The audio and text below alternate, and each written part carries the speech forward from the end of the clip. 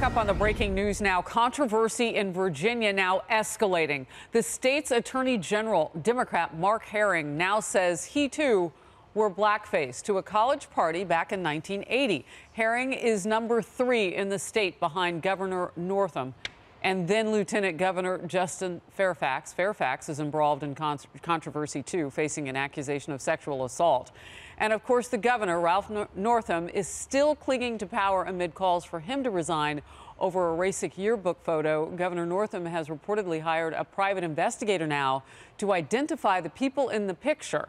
Virginia's attorney general just released a statement. Here it is. Although the shame of that moment has haunted me for decades, and though my disclosure of it now pains me immensely, what I am feeling in no way compares to the betrayal, the shock, and the deep pain that Virginians of color may be feeling.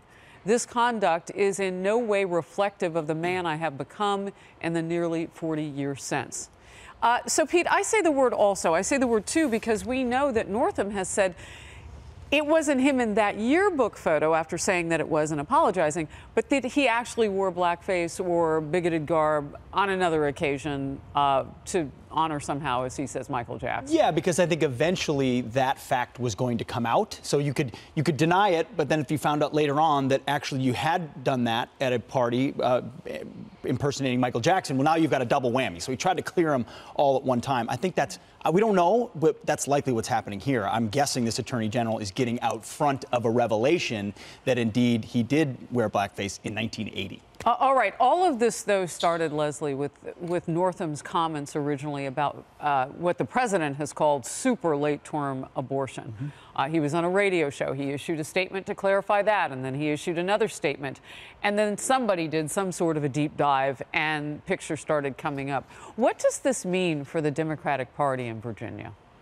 Well, right now, I think the Democratic Party is having a come-to-Jesus moment with some of the past, whether it's 30 years ago or 40 years ago, of individuals specifically right now in the state of Virginia over issues of race. At first, if you remember, the governor came out and said, hey, that was me in the photo.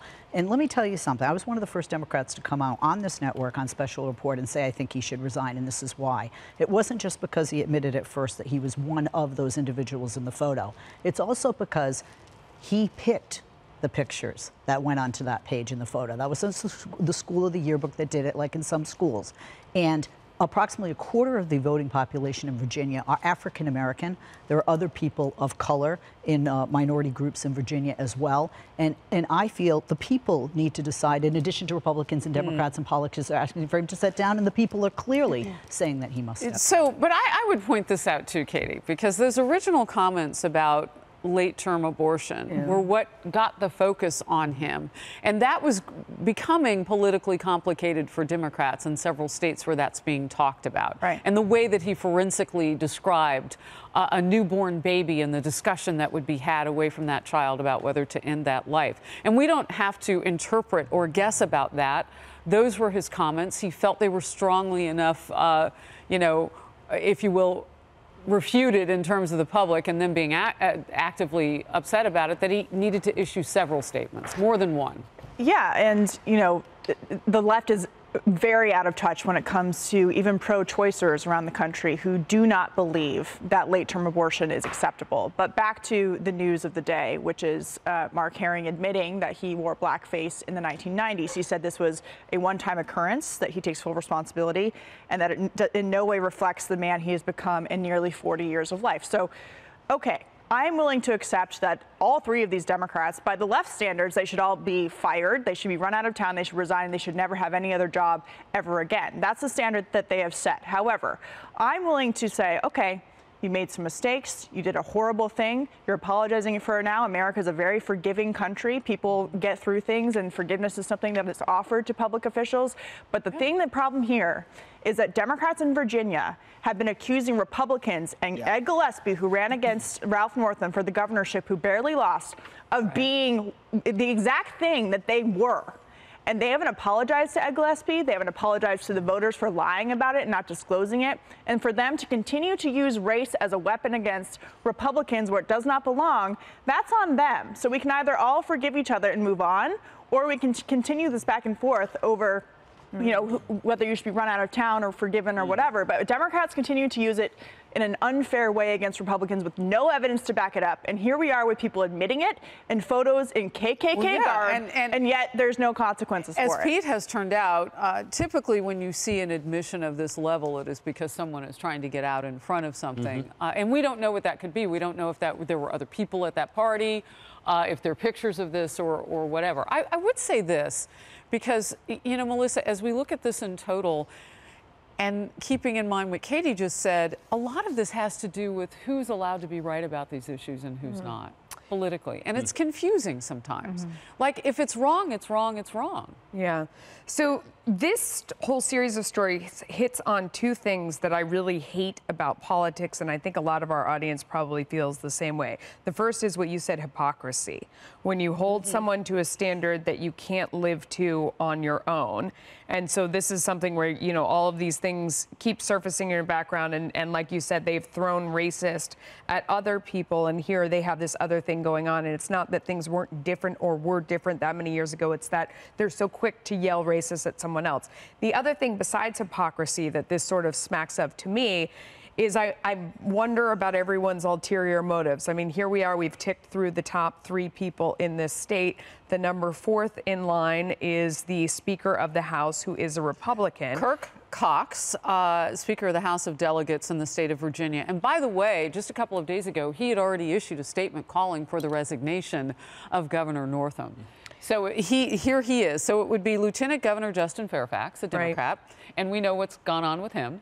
Sexual assault allegations. Attorney General Mark Herring, which we just have learned about, and then Speaker of the House Delegates, Kirk Cox. Now, the way this is going, he may have something to admit on his own. The way these people are falling by the wayside, I see that half jokingly, but kind of not really now when we've seen a whole bunch of people. But I just wonder, in the same way you asked the question at the beginning, the conversation shifted rather conveniently away from this really grisly description of this, you know, what many people would consider infanticide. It shifted to this other conversation. And I wonder, too, as you see all these people falling by the wayside, I don't want to not acknowledge that a change in party as all this happens would also be something that, you know, fascinating. We are going to go deeper in this because the news continues to develop on it, but we want to hit this Fox News alert as well. Swift new reaction from some Democrats now rejecting President Trump's appeal for unity in his first State of the Union speech before a divided Congress. The president called for Washington to break political stalemate, spotlighted historic job gains, and he brought the chamber to its feet, recognizing the second man to walk on the moon, while vowing to send Americans back to space on American-made rockets. Watch it. We are joined by one of the Apollo 11 astronauts who planted that flag, Buzz Aldrin.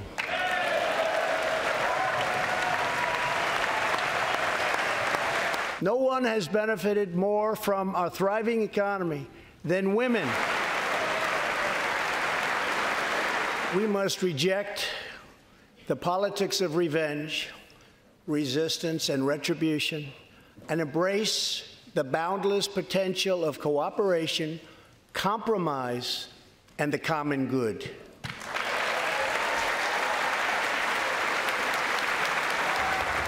But the president did not back away from key parts of his agenda, including calls to restrict late-term abortions, reject socialism, and build a border wall on the southern border. Most of the people in this room voted for a wall. But the proper wall never got built. I will get it built. I am asking Congress to pass legislation to prohibit the late-term abortion of children who can feel pain in the mother's womb. Tonight, we renew our resolve that America will never be a socialist country.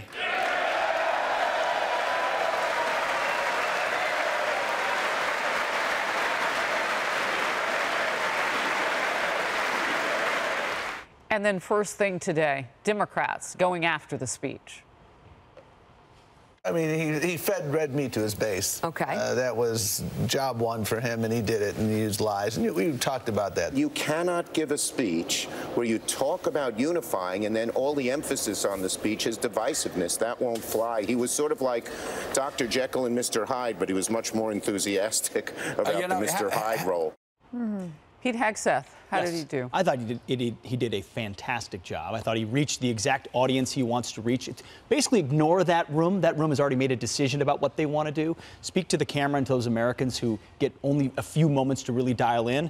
And he dialed in on, I think, on the core themes he wants to hit, not just now in this legislative session, because a lot won't get done, but moving into 2020. Well, and he said what he would want and what he said America should want. Real quickly, nothing's ever perfect. What would you have liked to have heard that you did? I think you could have laid the gauntlet down a little bit more on exactly how the wall funding is going to happen. There wasn't an ultimatum delivered there. You think that's still a sticking point, that Mexico isn't paying for the wall? No, I don't. I mean, he would say they are through other ways, and other people would say he isn't. But I don't think it's a mistake to have not done that. That mires you in the details. That's when everyone would be talking about today. Okay. Is the throw it on. I loved the line, "America will never be a socialist country," and then the Democrats kind of like golf clapping that, like maybe it will. I don't know. There were a couple of times, Katie, where it must have been challenging for Democrats in terms of, because you just want to kind of sit, I guess, and be stoic if something doesn't touch you. But when they got to suffragette and that white that everybody was wearing, I mean, those women jumped out of their seats. They were dancing. I mean, I love the fact that he got women who are part of the Women's March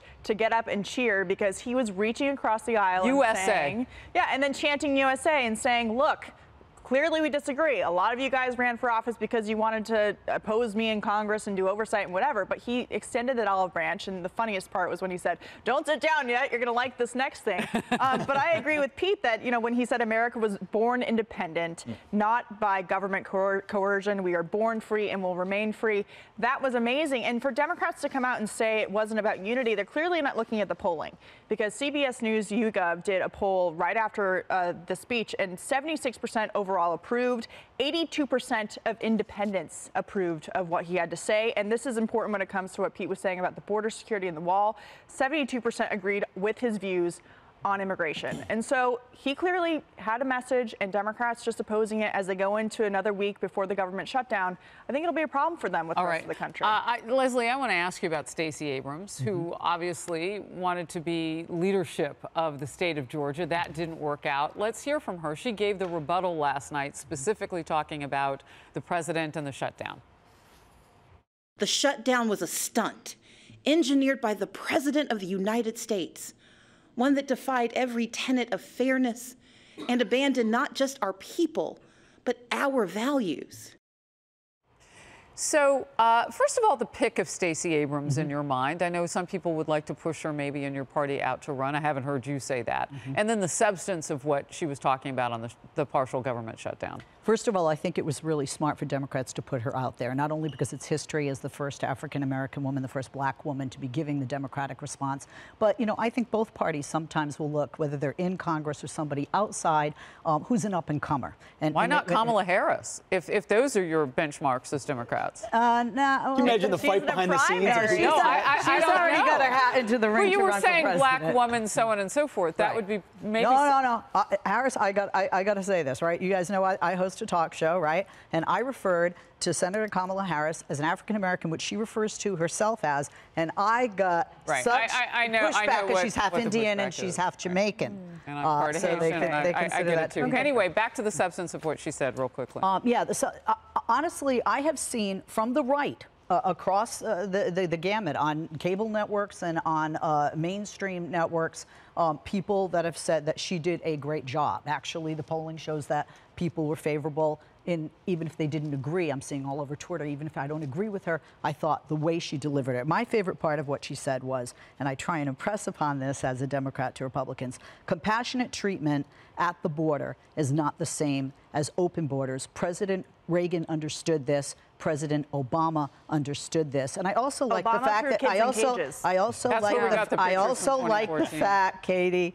I also like the fact that she said, "I don't want him to fail." fail, that she doesn't want President That was good. a high moment, but not the case. right? But I thought that I thought she spoke to also some issues that Democrats wanted to hear about, like climate change and health care. We don't want each other to fail. We president. want to work on winning together. I don't want anybody to fail. I want the country to said that win. last night. We got to scoot. I just want my We candidate started to with a succeed. scandal in Virginia today, and it apparently is getting worse for leadership there. Now the state's attorney general has admitted he wore blackface to a party back in college in 1980. What this could mean for the state and the political parties. Plus, Democratic Senator Elizabeth Warren is facing a new claim that she lied about her ethnicity. It comes just days before her expected presidential campaign announcement. We'll talk about it. Stay close. I run for office because I'm grateful down to my toes for the opportunities that were given to me.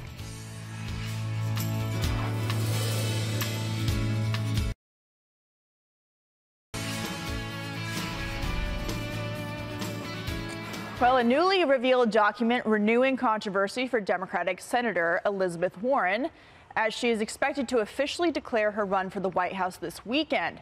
The Washington Post obtaining a copy of Warren's 1986 registration card for the Texas State Bar, which licensed her to practice law in that state. And on it, she wrote that her race was, quote, American Indian.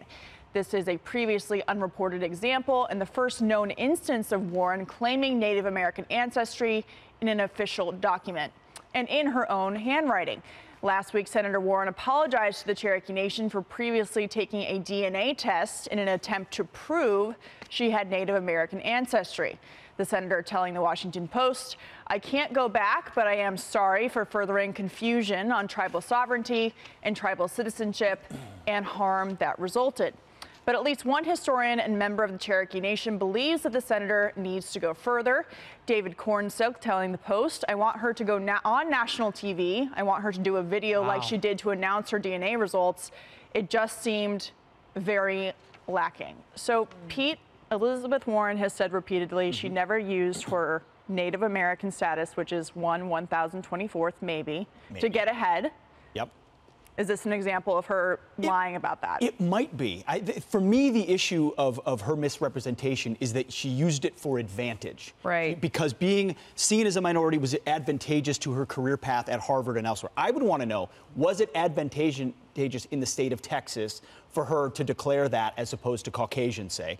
But it also, I never give credit to Elizabeth Warren. Maybe she really thought I mean, at one moment, maybe she really thought, I was told that's what I am. I mean, I don't know. We can't know. I don't know her motivations in 1986. I know. I want to address this contemporaneously because so it was 1986 when she wrote this, when she was getting into the bar at the time. It was 1995 when she was a Harvard professor and they listed her on their federal affirmative action forms as being Native American. Correct. When I was an undergraduate at Harvard University, there was a rule, and I know I heard Marie Harf say in the last hour, who are we to be the DNA police? Well, I'll tell you, Harvard University defined it as 1/16th Native American. I knew someone who lied on his application and checked the box and laughed and bragged and said he had gotten in and he wasn't. So this is something that people have used in order to get ahead, and it is very hard for me to give her the benefit of the doubt, especially since we've seen the DNA and we know it isn't 1/16th. There is an established, in order to claim yourself to be a minority, when you are trying to get advantages like being claimed by Harvard's forms on the federal Well, at least at Harvard University. Yeah, Right. but the Boston Globe did an investigation, and the employment records show that she was considered a white woman when hired as a law professor, both at University of Pennsylvania and then by Harvard University. So why'd they list her on the form? Second of all, there was no 23andMe to your 1/16th at the time. There is now. And third, Pete, to your point, what was the motivation? Because have you seen the commercials for 23andMe where you have the guy that's dancing in like the German outfit and singing German songs and he finds out I'm not German and now he's wearing a kilt? But Leslie, I want to ask you about how this plays in a Democratic primary for 2020 based on the fact that Trump goaded her into this. He's the one who dared her to take a DNA test. She rolled out this elaborate campaign, which is still up on her website and her Twitter feed, by the way. She's not taking that down. How does this play in a primary that is based a lot on identity politics? Isn't this cultural appropriation? No, it's not going to affect her at all. First of all, I don't think she's... No, She will never escape. Wait a minute. She may never escape it. right? But I don't. You ask me about among the Democratic voters, the people that are very much supportive of her, many of which, quite frankly, are supportive of Bernie Sanders. They're going to split that vote, by the way. You know, are still going to back her, especially those in Massachusetts, and a lot of women who are looking for another female because Hillary But Leslie, failed, you have said that she likely wouldn't make it anyway. No, I don't think that she'll be the nominee. So why stay in it at this point? Well, we were talking about that off the air, right? A little off the air. A lot of advantages to being a president. It wasn't off the record. I don't know if they get book deals. They get book deals. They get TV. Yeah, they get book deals. They get TV deals, and put their name out there further. Yeah. Okay. Well, we will see if she survives. I'm with Pete. I don't think she does. We don't know. I don't think so. In making his case for a border wall, President Trump framing the immigration battle as a class division, saying wealthy elites can hide behind walls. Whether this argument makes the case for a compromise or if the president will act alone. Wealthy politicians and donors push for open borders while living their lives behind walls and gates and guards. I want people to come into our country in the largest numbers ever, but they have to come in legally. No issue better illustrates the divide between America's working class and America's political class than illegal immigration. Wealthy politicians and donors push for open borders while living their lives behind walls and gates and guards. President Trump there doubling down on his push for border wall funding during last night's State of the Union address. And this morning, Border Patrol officials gave a closed-door briefing to congressional negotiators working on a border security deal. All this amid the threat of another partial government shutdown just days from now, or potentially a declaration of emergency so that the president would do it by executive order. This morning, House Speaker Nancy Pelosi suggested the committee may be moving closer to some type of deal and describing what she told the Republican head of the Senate Appropriations Committee, Richard Shelby. Watch. Left to their own devices, I think they can have an agreement on time by Friday. I spoke with Senator Shelby. I told him, whatever you all come to agreement on, bipartisan agreement, I will support. I hope that the administration would have the same attitude and respect the appropriations process. What does that mean, Katie, left to their own devices? Because she's weighed in previously with no money for the wall. Yeah. And it's been a topic of whether or not people in her own party would go rogue and join a bipartisan effort to get us beyond this point. Yeah, and the people who are saying we need some kind of compromise are not far left, you know, congresswomen from East Coast or West Coast districts. They're actually some of them are from California, and they've seen the way the wall works in San Diego, and they've been listening to experts on the border since before the first shutdown. I find it amazing now that all of a sudden they have a commission and all of a sudden they all want to sit down and listen to what people have been saying, not just for the past couple of months, but since this crisis really started in 2014 under Barack Obama, saying we need more beds, we need the laws changed, we need a higher asylum bar, we need a barrier in places where it's dilapidated or doesn't exist. And so I think that Nancy Pelosi is feeling some of the pressure. After the State of the Union last night, this will be even higher because of the polling among independents. And going into 2020, Nancy Pelosi needs a Democrat to win.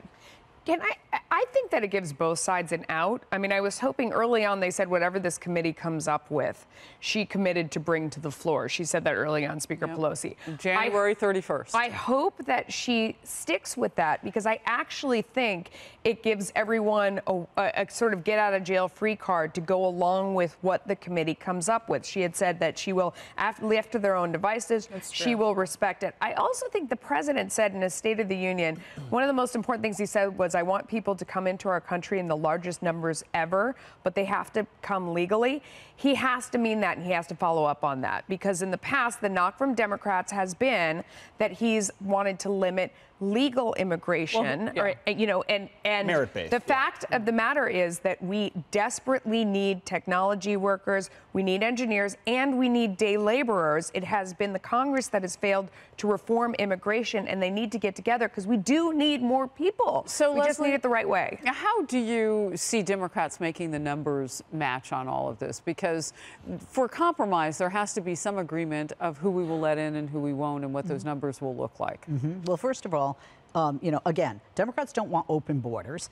Second of all, they do want border security, but they don't want a wall, and they don't want to give the president, obviously, a check in the campaign promise box.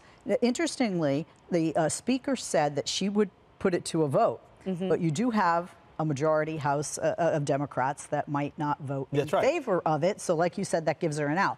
But then again, both sides could suffer politically, because even though the Democrats, I think, are on a winning streak, when you look at the polls, and the poll that you mentioned, remember, most of the people that watch the president support him with any party. The independents were 80%. Independents don't support anybody right now. That's the point. They liked what he said.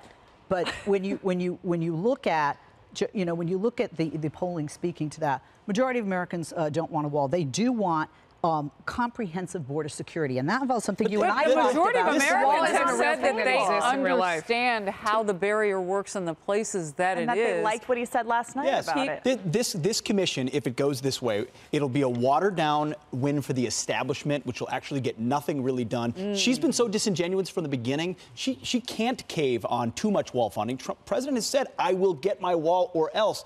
There's not a lot of middle ground there. I don't think a lot of people will support what comes out of it. I just have not heard any real clear answer from Nancy Pelosi and others in Democrat leadership, Leslie, about what do you do about the 600-plus existing miles of wall. You don't want to tear it down, but you can't admit that it works? Well, first of all, and they haven't said that fencing in certain areas doesn't work at all. You've heard a lot of Democrats say it's immoral. She said it's immoral. Immoral. No, what did I say? I said not immoral. Although now not she's willing to leave people to their own devices. They called it a medieval solution to a not effective. El Paso's crime rate Go before down and talk to these Border Patrol agents. Before and after the wall was the same. But here's what's happening that Katie mentioned as we scoot on here. They've heard from all these experts previously. Yeah. And so now they'll hear from them again. Okay, we'll move. President Trump appearing to take a shot at the special counsel and investigations in general in his State of the Union last night, saying they impede the nation's progress and security. Whether he's changing any minds with that, we'll talk about it. If there is going to be peace and legislation, there cannot be war and investigation. It just doesn't work that way.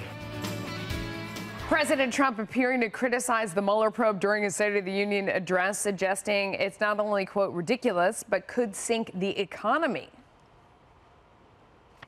An economic miracle is taking place in the United States, and the only thing that can stop it are foolish wars, politics, or ridiculous partisan investigations.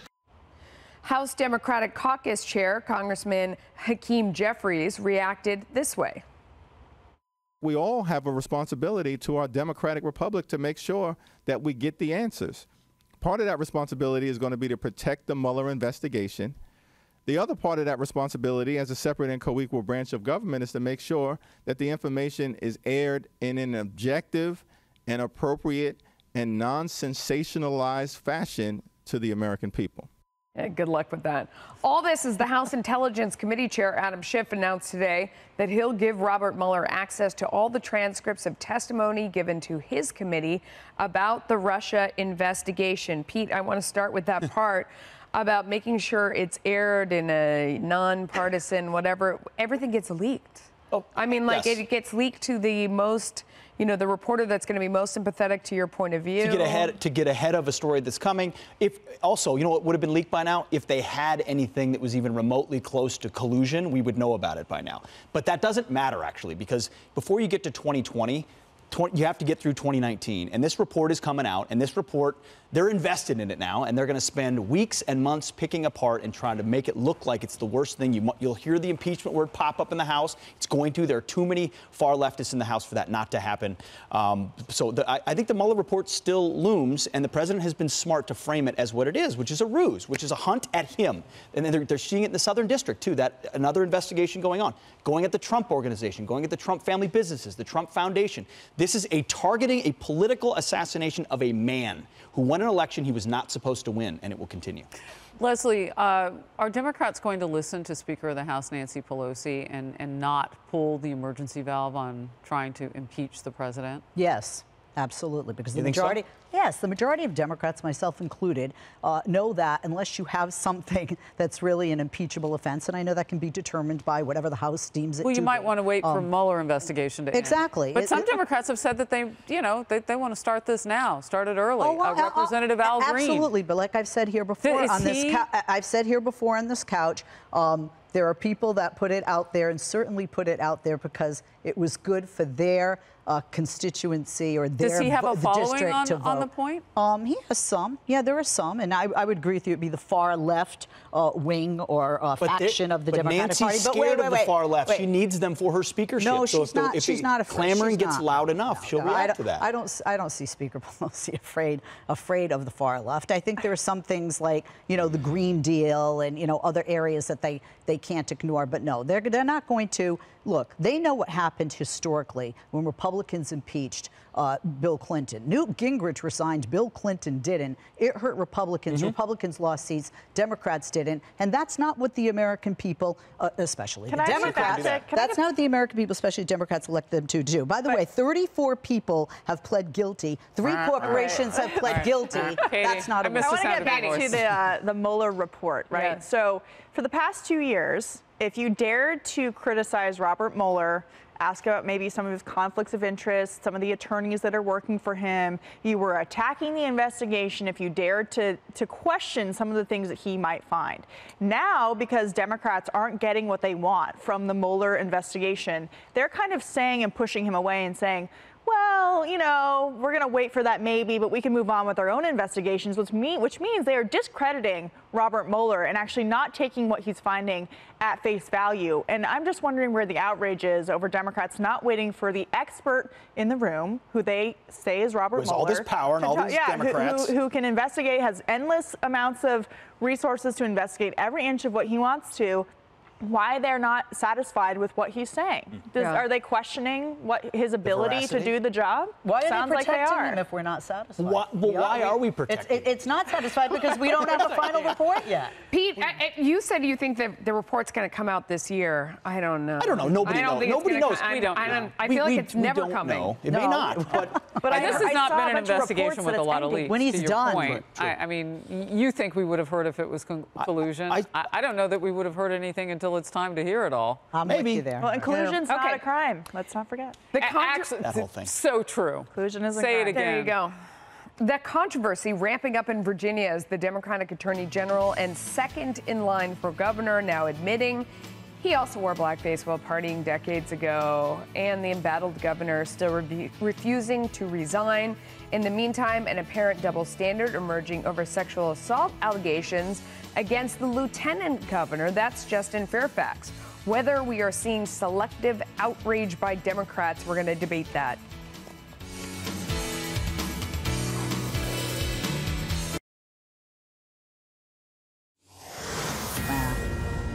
All right, deepening controversy in Virginia. The Democratic Attorney General, Mark Herring, second in line to the governor's office that is behind the lieutenant governor, is now admitting that he also wore blackface at a college party in 1980. Herring says he and other friends were dressed as rappers. Herring issued a statement earlier today taking responsibility for his past. This as embattled Virginia Governor Ralph Northam is reportedly considering hiring a private investigator to examine the circumstances surrounding his college yearbook page and prove he is not in the decades-old racist photo. In the meantime, a possible double standard is emerging, with Democratic lawmakers being very measured in their response to a claim of sexual assault made by Virginia Tyson. She is an associate professor at Scripps College. This was against Virginia's Lieutenant Governor, Justin Fairfax, a claim that he denies. This, of course, after the huge controversy that engulfed now Justice Brett Kavanaugh. Here are some Democrat reactions when asked about the allegations. Watch. Justin Fairfax, who you helped get elected, there are allegations against him. Do you still support him? I think we should be focusing on what's right now happening with the governor. I know you guys are going to try to focus on a lot of things right now, but right now my focus is on, again, calling for the governor to step down. If there are credible claims by anyone, then those have to be taken seriously. but Governor Northam has already admitted to actions that disqualify him. I think I said her name was Virginia. It's Vanessa. Pardon me. We're talking about Virginia. Anyway, Senator Bernie Sanders refused to say whether he believes the accuser or not. And Senator Dianne Feinstein said she doesn't know who Fairfax is. So there you go.